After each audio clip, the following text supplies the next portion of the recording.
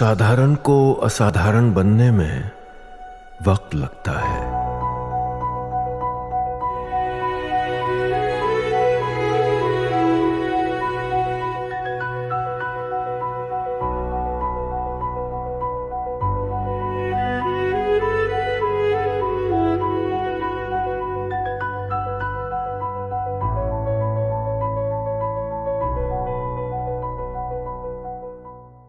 Operation अस्मिता चल रहा है, जिसके बाद से पिछले दिनों हिंदुओं को मुसलमान बनाने वाली कई फैक्ट्रियों के रहस्य से पर्दा उठा है। पहले छांगुर बाबा यानी जलालुद्दीन की धर्मांतरण फैक्ट्री पकड़ी गई, फिर खूंखार आतंकी संगठन आईएसआईएस के मॉड्यूल पर भारत में हिंदुओं को मुसलमान बनाने की फैक्ट्री का पता चला, जो लोग हैरान रह गए। फैक्ट्री मतलब जिस तरह से काम चल रहा है ऑर्गेनाइज तरीके से, तो लोग इस शब्द का इस्तेमाल कर रहे हैं कि ऐसा लग रहा है धर्मांतरण की फैक्ट्री चल रही है। इसमें जो बातें पता चली वो तो पैरों के नीचे से जमीन खिसका देने वाली थी। पता यह चला कि इस धर्मांतरण गिरोह के तार देश के आधा दर्जन से ज्यादा राज्यों के अलावा अमेरिका और कनाडा तक से जुड़ते हैं। लेकिन हर बात पर मुसलमान के साथ खड़े हो जाने वाले मदनी, ओवैसी, आजमी, अब्दुल्ला जैसे लोग हिंदुओं का धोखे से धर्मांतरण करने वाले ऐसे संगठित गिरोह के सरगनाओं पर एक शब्द क्यों नहीं बोलते? सन्नाटा क्यों छाया हुआ है? इस देश के सो कॉल्ड सेक्युलर नेता या सेक्युलर गैंग कहां है? वो कब बोलेंगे? आखिर धर्मांतरण का ये जो सिलेबस चल रहा है उसको तैयार कौन कर रहा है? किसी की तो शय होगी। क्यों लिबरल इकोसिस्टम के मुंह से बोल नहीं फूट रहे? आज का चैप्टर इन्हीं सवालों से भरा है। आज आपको बताऊंगा कि कैसे प्रधानमंत्री नरेंद्र मोदी के खिलाफ ढाई मोर्चा तैयार किया गया, क्यों छांगुरों और उसके जैसे कट्टरपंथियों के हौसले बढ़ जाते हैं और कौन बढ़ाता है। इस पर से एक एक करके पर्दा उठाऊंगा। शुरुआत इस रिपोर्ट के साथ। दौर यूं है कि बस कयामत ही है समझिए। उनको जुनू है काफिरों को दीन में लाने का, और जो मजहबी सियासत के आदी हैं उनमें हुनर है हर बड़ी बात पर चुप हो जाने का। दिल्ली, यूपी, राजस्थान और यहां तक कि गोवा से लेकर करीब आधा दर्जन राज्यों से जुड़े इस्लामिक कन्वर्जन वाले गैंग का पर्दाफाश हुआ, लेकिन जो लिबरल होने का लबादा ओढ़े हैं वो खामोश हैं।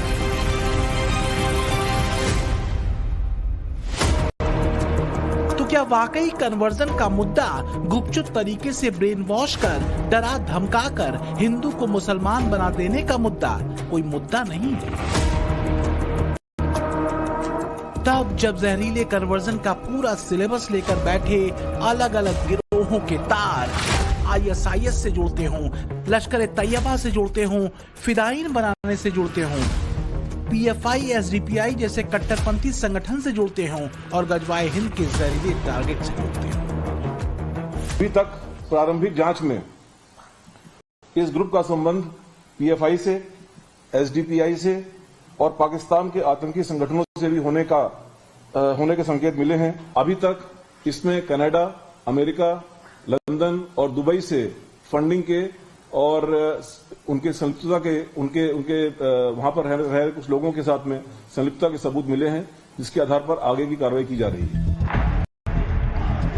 तो क्या एक नई तरह की चुनौती गुपचुप मोर्चा बड़े सलीके से खोला जा रहा है? धर्मांतरण के गिरोहों का पकड़ा जाना और उन गिरोहों पर वोट बैंक या सियासतदानों की चुप्पी क्या कोई इशारा करती है? कहीं ये खेल खुद को मुसलमानों का मसीहा मानने वालों के उस भेद वाले बयान से मेल तो नहीं खाता जो समय समय पर कन्वर्जन वाले मामलों को लेकर दिए जाते रहे? गुजरात में और जहां जहां बीजेपी सत्ता में है वहां पर आप कन्वर्जन के खिलाफ कानून बना दिए, जबकि संविधान में राइट टू चॉइस एक फंडामेंटल राइट है। आप कौन होते किसी को रोकने के लिए? मजहब तब्दील कोई कर रहा है तो अगर आज बाबा साहब अम्बेडकर जिंदा होते तो उनको कहते हैं लोग कि भाई आप नहीं बदल सकते अपना रिलीजन। कोई शह कैसे दी जाती है, क्या ऐसे बयानों से समझा जा सकता है? इसमें कोई दो राय नहीं कि हमारे संविधान ने हमें किसी भी धर्म में आस्था रखने और उसे बदलने की आजादी दे रखी है। लेकिन तब क्या हो जब धर्म परिवर्तन धन देकर या धारणा को बदलकर या फिर धमका कर किया जाने लगे? चाहे दिल्ली से पकड़ा गया गैंग हो, बलरामपुर का छांगुर गैंग हो या आगरा वाला कन्वर्जन गैंग, सबकी जड़ में धन, धारणा और धमकी वाला कॉकटेल मिला है, जो कट्टरपन से आगे दहशतगर्दी के जहर से बुझा बताया जा रहा है। में से एक जो कन्वर्ट है, जो 2 लड़कियां गायब हुई थी जिनको रिकवर किया गया है, उनमें से एक का उसके अपने चेंज्ड फेसबुक पर AK-47 के साथ फोटो है। तो ये जो स्टाइल है मुजाहिद में रेडिकलाइज करने का, ये स्टाइल जो है, मैंने कहा कि वो ISIS का स्टाइल है। तो बात अगर देश की सुरक्षा में दूसरे तरीके से सेंध लगाने की है, अगर साजिश गुपचुप तरीके से भेद वाला चरमपंथी बारूद उतारने की है, तो फिर क्या वोट बैंक वाले विपक्ष और मजहबी राजनीति करने वाले चेहरों की खामोशी सही है? खासकर तब जब ऐसे ही लोग वक्फ कानून संशोधन से लेकर ट्रिपल तलाक कानून, समान नागरिक संहिता, नागरिकता संशोधन एक्ट तक को मुसलमानों के खिलाफ बताते रहे हों, उनकी अस्मिता से जोड़कर उनको डराते रहे हों, SIR को लेकर बवाल करते रहे हों, यहाँ तक कि मुगलों के इतिहास हटाने पर भी आपत्ति जताते इसे हिंदुत्व की सियासत बताते रहे हों।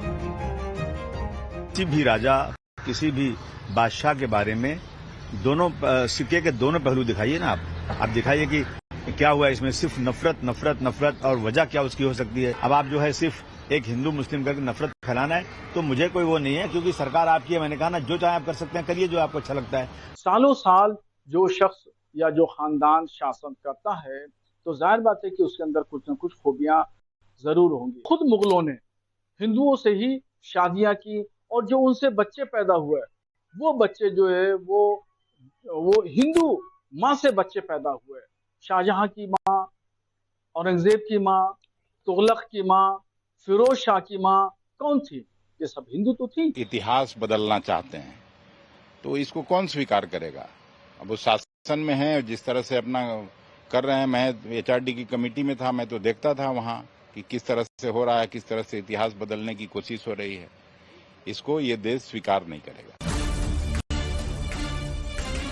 बीते एक दशक से देश में कुछ भी बड़े बदलाव हो, नया कानून आए, पुराने कानून में संशोधन हो, या फिर पाठ्यक्रमों को ही करेक्ट करना हो, बात बात पर मोदी के खिलाफ मोर्चा खोलकर बैठ जाने वाला विपक्ष ऐसे कन्वर्जन गैंग्स और उनके सामने आने के बाद खामोश क्यों हो जाता है?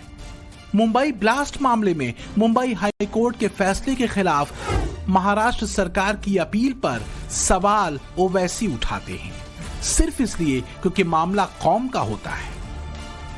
आप ये अपील क्यों डाल रहे भाई, जब वो लोग लीगली इनोसेंट नहीं है, बोले कंप्लीटली इनोसेंट हैं, राइट?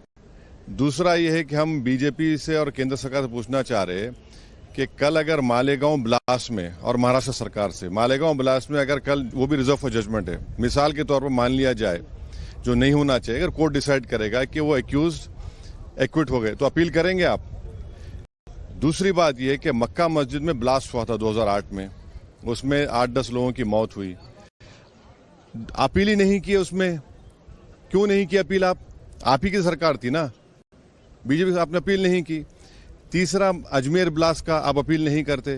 तो ये जो पॉलिसी है, टेररिज्म को रोकना चाहिए, टेररिज्म को खत्म करना चाहिए, मगर अगर सरकार अगर एक्यूज का रिलीजन देखकर अगर अपील करेगी, तो फिर ये टेररिज्म से फाइट तो कॉम्प्रोमाइज है आपकी।